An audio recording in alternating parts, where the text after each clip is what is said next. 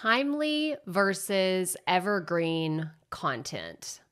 What do these words even mean? Maybe you've heard them before. Maybe you're like, oh yeah, like I've heard people talk about that. Like, you should have timely content versus evergreen content. But are you scratching your head thinking, what does that actually mean? Well, this is what we're covering in today's video. So let's get right to it.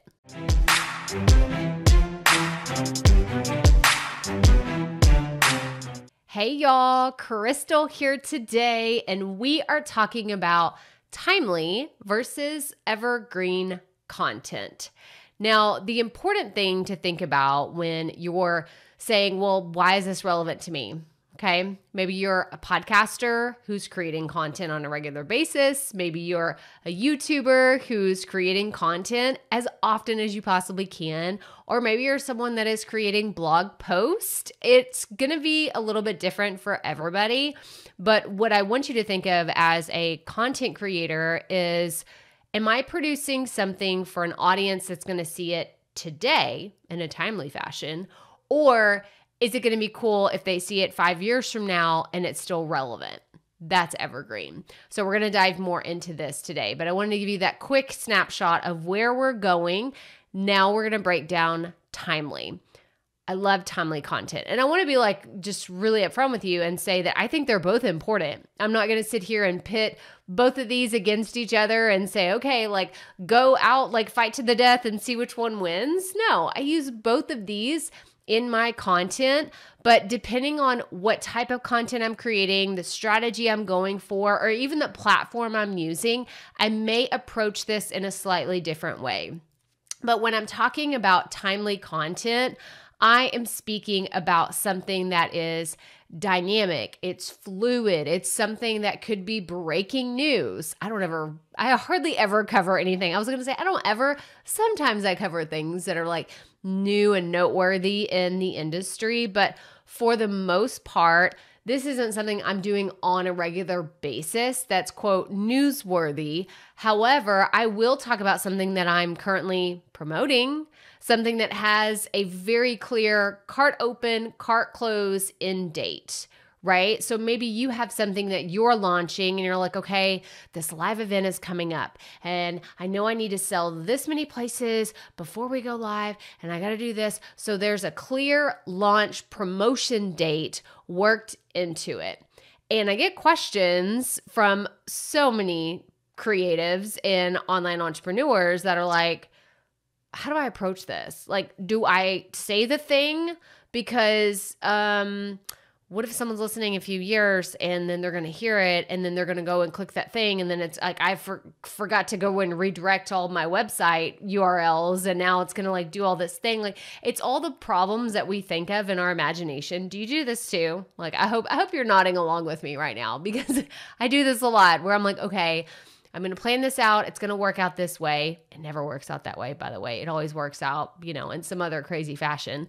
But I always imagine, okay, this is the route that we're going to take. This is how it's going to go. And then I will forget to redirect the links. I will forget to do the things. And so whenever I approach content that's supposed to be timely, I just call it out. If you're listening to this in real time, go do this. I tell them a specific URL.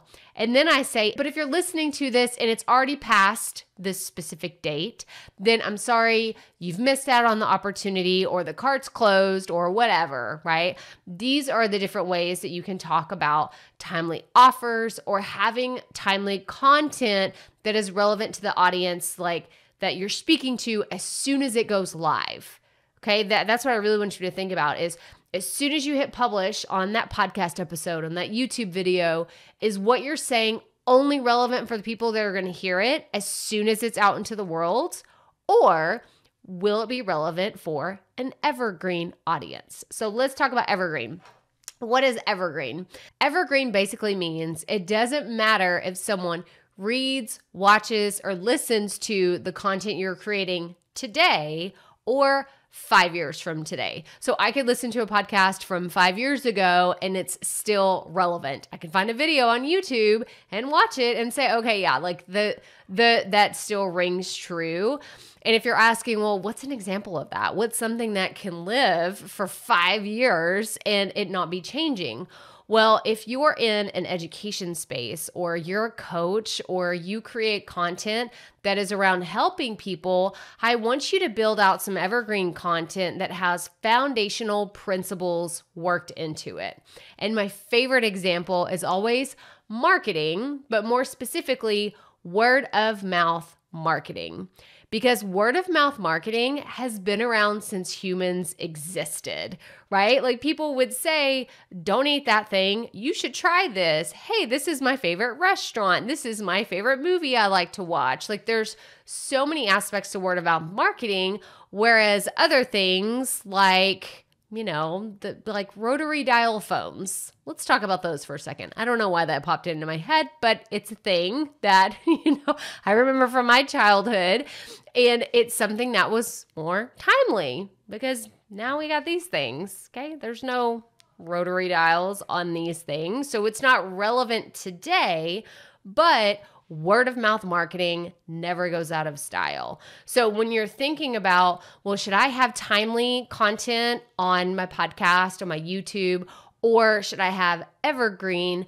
I really encourage you to take an approach of having a little bit of both, because I think it's a great kind of mixture for your audience. That way, if someone that's brand new finds your show, they don't feel the need to go back and listen to every single piece of content you've ever created to catch them up to speed on what you're talking about today, right? There's a lot of evergreen into it. So it's like, hey, if you're listening today or listening 5 years from now, then it's going to have that approachability factor. But also I think it's important for you if you have an online business and you want to talk about it in your content, you should do that. You should say, hey, the cart is opening for this thing soon and you can only grab it from this time to this time. So make sure that you go and grab it.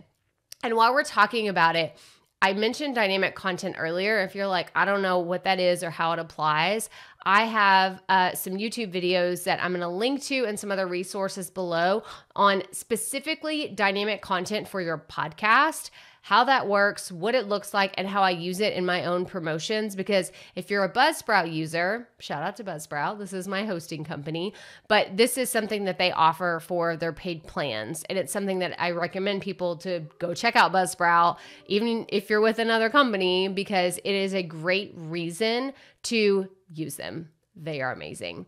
But to wrap this up today, I wanted to really go down a quick checklist of what I do whenever I'm creating a piece of content and I'm asking the question, is this going to be timely or is this going to be evergreen?